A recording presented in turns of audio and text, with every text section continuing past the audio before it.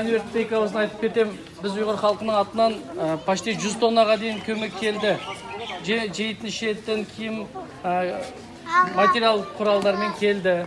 Эми мына жиналган акча пенсионер апалардыкы, студент балаларыңыздыкы, дәрігерлердікі, музыканттар, әншілердікі, солардан бір теңгелеп болса да көмектесек, айттан 3-ші күн болса да барып келіңіз деп жинап берген ақшасы көп емес, бірақ сіздердің бір көріп қайтайық өзіміз, өз көзімізбен көрейік деп келдік енді. Осы ұйғыр молодежьдің атынан деп специально біз біргеміз каналға уәде берген, мұны алып келдік.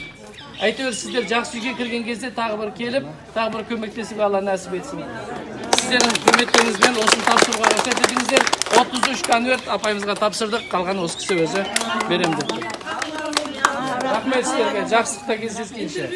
Нұрлан Еспановтың арты, біз біргеміз бағдарламаның артынан осы сіздердің көруге келіп отырмыз. Рахмет сіздерге, аман есен болыңыздар.